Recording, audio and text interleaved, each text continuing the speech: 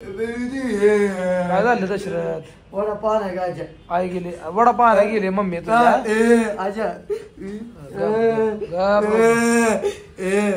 गप गप आजा त्या वडापाव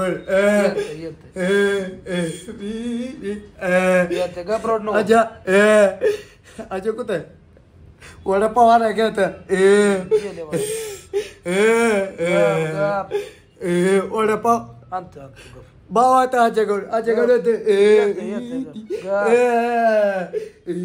गप येते गप. आजा गप दशरथ बाळा. रिपोर्ट आले का नाही सगळे तुझे? रिपोर्ट आले तर तुझे सगळे. गप गप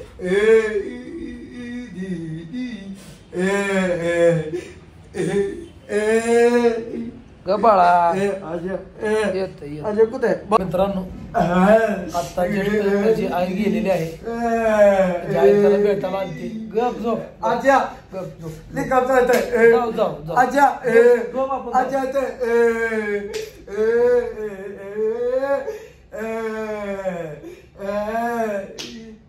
मित्रांनो त्याची आई आता जस्ट गेलेली आहे आणि आईला जाताना त्यानं बघितलं. झोपलेलं होता पण कसं त्यानं बघितलं काय माहिती. आणि उठल्या उठल्या म्हणला अक्का कुठे गेली म्हणला. आणि मी म्हणलं हाय वडापावाला गेले. पण त्यानं ओळखलं की आई त्याला सोडून गेलेली आहे त्यामुळे तो कंटिन्यू एवढं रडत. वडापावाला गेले काय वडापावाला गेले आज शेंबडू वडापावाला गेले.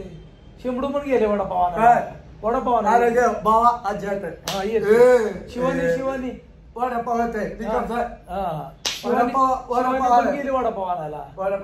शिवानी पण वडापाव आणायला गेले दशरथ. आजा झोप झोप तो आपण रिक्षा आणतो. काय भाव आहे आणू रिक्षामध्ये आणू. आजा कुठे आजा आईला आज्या म्हणते. आज्या म्हणते आज्या. भाव आता आजाकडे येते आज्या येते. काय आईला मित्रांनो तो आज्या म्हणतो. गप गप आजा गप गप. आजा त्याच्या आईला तो आज्या म्हणतो. दशरथ गप भाव कुठे यायला खाली जेवण आणायला गेले. जेवण आणायला गेले. जेवण आणायला गेले. जेवण येत आजा घेतात अरे जेवण आणायला गेले. आजा नाही घेत जेवण आणायला गेले. जेवण जेवण करायचं तुला मित्रांनो त्याच्या आईला तो आज्या म्हणतोय. गबस बाबा गबस झोप झोप आजा कुठे आहे झोप आजाकडे आजाकडे होते आजाकडे भावात येत येते झोप. वडापाव रोडू नको आणतो. रोडू नको दशरथ रोडू नको दशरथ रोडू नको. आज जाऊ नको दशरथ. भावा भावा येते आजा कुठे आहे वडापाव राधा वडापाव राधा कुठे राधा रोडू नको. राधा रोडू नको. वडापाव गेले. राधा कुठे आहे वडापाव आणायला गेले. वडापाव काय वडापाव आणायला गेले. येत का येत येत समोसा आणाय येत येत काय? फोन करून जातो. गरम पाणी आणाय समोसा आणाय आणते आणते समोसा मित्रांनो काय डोकं चालला बघा. बस भावा कुठं आहे आजा कुठं आहे अरे वडापाव आणायला गेले. समोसा आणाय आणा गेले समोसा रोड नको. तर मित्रांनो त्याच्या मागच्या व्हिडिओ मध्ये तुम्ही बघितलंच असेल त्याच्या आईनं त्याला सोडण्याचं एक कारण सांगितलं. तर दशरथला सोडण्याचं त्याच्या आईनं जे कारण सांगितलं कारण खरंच धक्कादायक होतं. त्यानं त्याच्या आईनं शेजाऱ्यांच्या त्रासाला कंटाळून त्याला इथं आणून सोडलेला पंढरपूरमध्ये. तर मित्रांनो समाज एवढा सुद्धा कसा वाटू शकतो. शेजारी पाजारी एवढ्या खांजी लेवलला काही जाऊ शकतात. त्यांच्या घरात जर असा मुलगा असता तर त्यांनी काय केलं असतं. त्यांनी स्वतःला दशरथच्या आईच्या जागेला ठेवून बघा. आणि ह्याच्या या अश्रूला जबाबदार ती सगळी लोक आहेत ज्यांनी दशरथच्या आईला याला असं सोडायला मजबूर केलं. आजा येत वडापाव गेले. आईला तो आज्या म्हणतोय मित्रांनो. आईला आज्या म्हणतोय. दशरथ गप अरे काय वडापाव काय करणार वडापाव नाही खायचं का भावा कुठे भावा भावा आव वडापाव नाही खायचा वडापाव वडापाव नाही खायचं का काय भज्या एक क्या तुला काय पाहिजे बिस्किट पाहिजे भावा कुठे आज्या आज्या नाही खायचं तर बाय येतो तर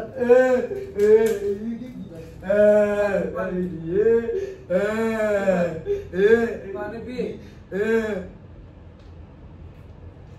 आता रोड नको घरी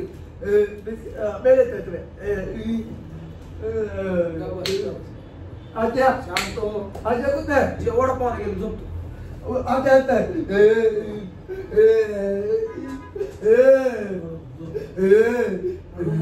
आज्या येते आजच्या झोप वडापाव नाही काय तर वडापाव नाही गेले शेवडू वडापाव नाही वडा खायचा तुला काय तर वडापाव नाही गेले आज्या काय आज्या तुझं वडापाव नाही गेले येतं का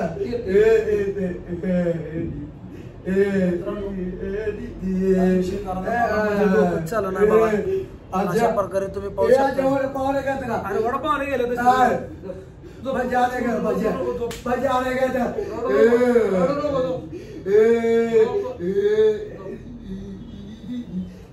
वाजा यादा रडू नको गप्प आजा कुठे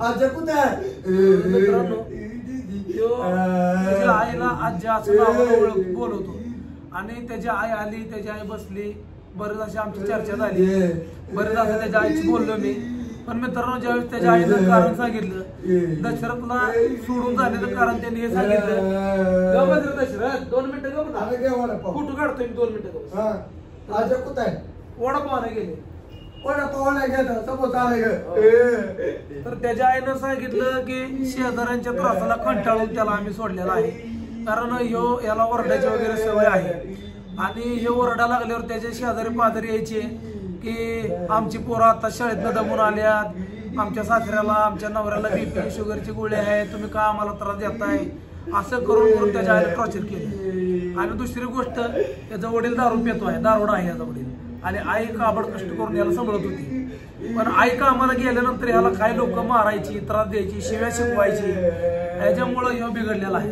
तर आईला वाटलं की माझ्या डोळ्यापुढे जर याचे एवढे हाल असतील तर मी मेल्यावर याचं काय होईल त्यामुळं त्यांनी ती जबाबदारी पांडुरंगावर सोपवली होती आणि पांडुरंगाने ती जबाबदारी माझ्यावर सोपवलेली तर मित्रांनो या व्हिडिओमध्ये एवढं सांगणं आहे की आईचा दुरावा हे मनोरुग्णाला सुद्धा सहन होऊ शकत नाही आईचा दुरावा हा मनोरुग्णाला सुद्धा सहन होऊ शकत नाही पण आईला आणि मुलाला तोडणाऱ्या माणसाला एक कसं समजा आईची आणि मुलांची ताटाटूट करणारे जे वाईट लोक आहेत त्या लोकांबद्दल बोलावं तितकं कमी आहे त्या लोकांच्या जर घरात असा मूल जन्माला आला असता त्या लोकांनी काय केलं असतं हा सर्वात मोठा माझा त्याला प्रश्न आहे तर त्याच्या आईचे अश्रू आणि हे जे अश्रू त्या लोकांना कधीच माफ करणार नाही ज्या लोकांनी दशरथच्या आईला त्याला अनाथ करायला मजबूर केलं ज्या लोकांनी दशरथला अनाथ होण्यासाठी मजबूर केलं त्याच्या आईला त्याला सोडण्यासाठी मजबूर केलं त्या लोकांना ह्याचे अश्रू त्याच्या आईचे अश्रू